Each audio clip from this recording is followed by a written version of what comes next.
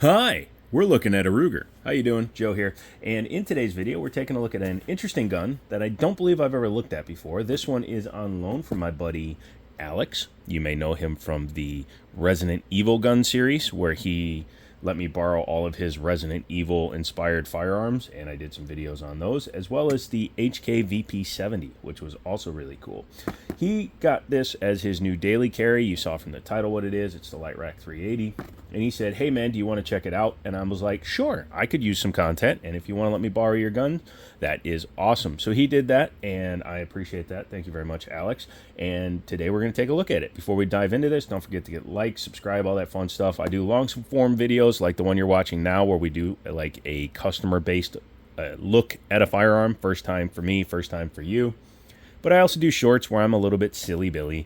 And then I do some live streams, Mondays, Wednesdays, Fridays, starting at 7 p.m. Eastern, where we just hang out, talk. There's no set structure to those. I do some giveaways, things like that. So check all that fun stuff out. But inside the box, good on you, Ruger, for not spending $1 billion manufacturing 100 million boxes. You don't have to do that. So a cardboard box, you get some paperwork, you get a little plastic tray, which is actually a step up from a lot of manufacturers where they just do the box and nothing. So that's cool. You have the tray for structure and just organization purposes. You get the gun, one mag in the gun, a spare mag, which is technically a shorter mag, even though it has this big finger extension, so it's almost as long as a regular one anyway. Carry people are weird. And then you get a gun lock. Very easy, very simple. So we're going to go ahead and set this back. Stop here so that it sits in the background. And we are going to take a look at the Ruger Security 380 Lite Rack. You can always tell the Lite Rack guns and the easier to rack guns because they port them. I thought at first when I picked it up, I was like, hey, is that a Performance Center style gun? And you're like, no, it's Ruger. So, but yeah, very easy to rack. It's designed so that if you have weak hands, if you're elderly, bad nerve damage like me, smaller frame, weaker, whatever the case may be, you can easily rack these guns a couple of fingers. Very nice, very easy, very simple, and it also allows you to be able to carry a round that's bigger than a 22 because 380 really is where I say you should start. 9mm is like the most common, and I usually carry a 45. So, but if you want to carry, I'd say at least carry a 380. One benefit to this particular firearm is that it is larger.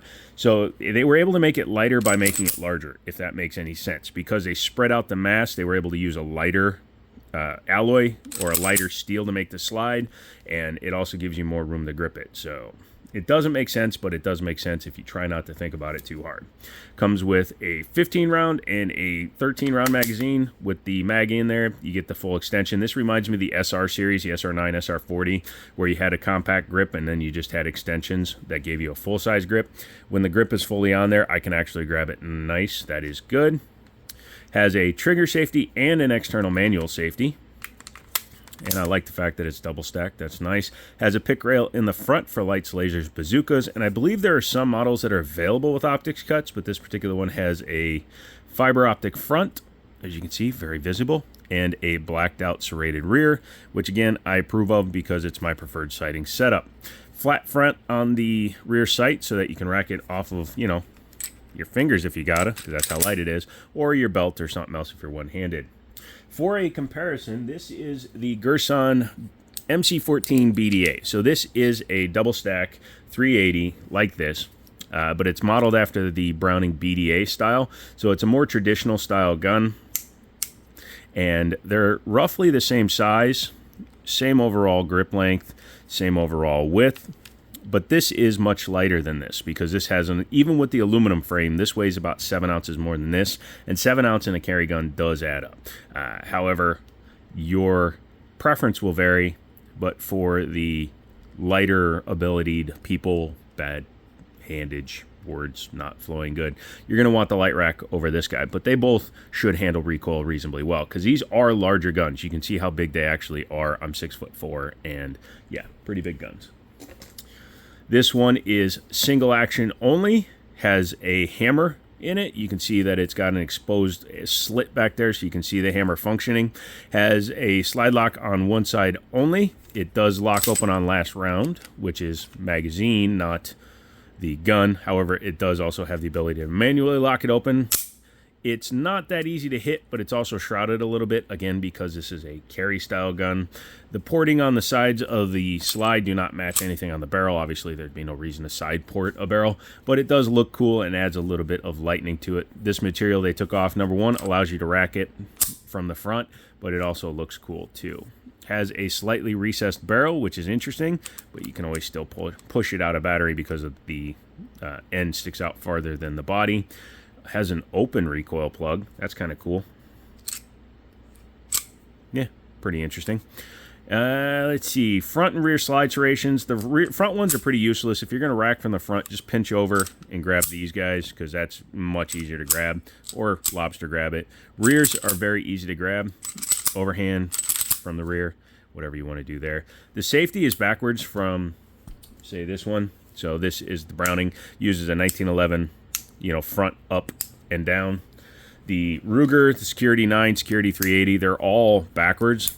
So it's really easy to sweep it down, but it's a little more finicky to put it on safe because, again, it's hinged the wrong way.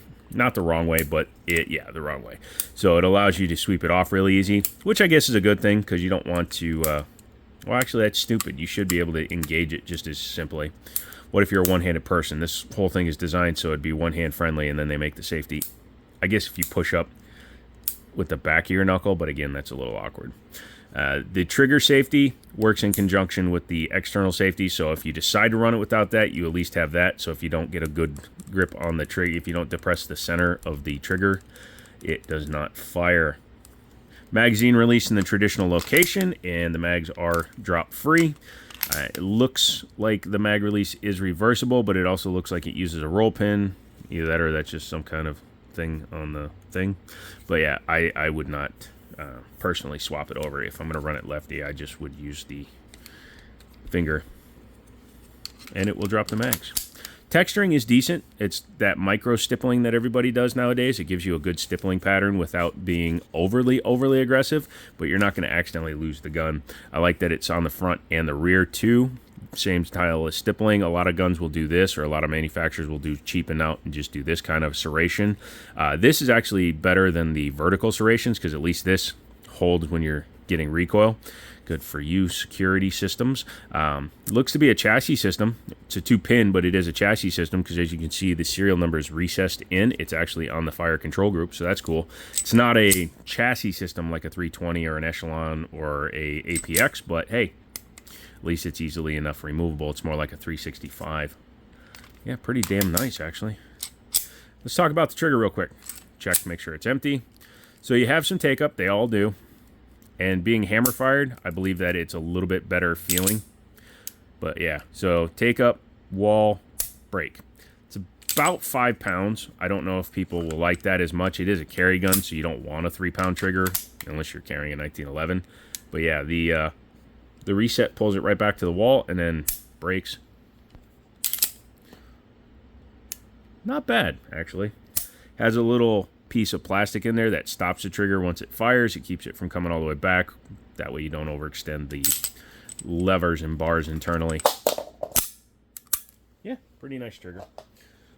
I could rock that. So this larger mag has an extension on it. That way it can do this and fit flush. However, if you want to run the smaller one, you can. Like this will be your primary mag, and then if you need a backup switch anything, you can go to it. So as you can see, it gives you fingers on the front, yet it's smaller here, so you'd print a little bit less because this is tucked up against your body. It's lower on the frame. This is what's going to print off your shirt and stuff. So personally, I would just, carry it with a 15 rounder or get a second 15 rounder. That's just my preference, but I also carry 1911s, so that's what the Joe does. Yeah. What do you say we take her apart real quick? Before we do that, check it, make sure it's clear. And then you're going to need something like a round because of the way these are designed. So you come back to here where you can see that the takedown is in the notch there. Take the back of the round and then you can put it in there and just pull the pin out. It's not captive, so keep that in mind. Because it's hammer fired, you don't need to pull the trigger. Go ahead and pull your spring out. It is captive, which is good. I'm going to set things on the box so that they don't get all foogity-boogity. Has a short action tilting lockup style, like a Glock. Technically, it's a Browning lockup style, and as you can see inside of here, Hammer fired, but no drop safety. So technically this gun is not drop safe according to the US government. However, use your gosh dang common sense. Don't be a dumbass. And when it's hammer fired, they are less prone to accidentally dropping the hammer unless you have some kind of weird ass shock to the back. Because again, the hammer has to come forward and hit that, which means you have to defeat that trigger. And if you run with that safety, it should stop the trigger from being able to move back. Okay? Okay, good. Glad we had that chalk. Although I do find it funny that it does not have...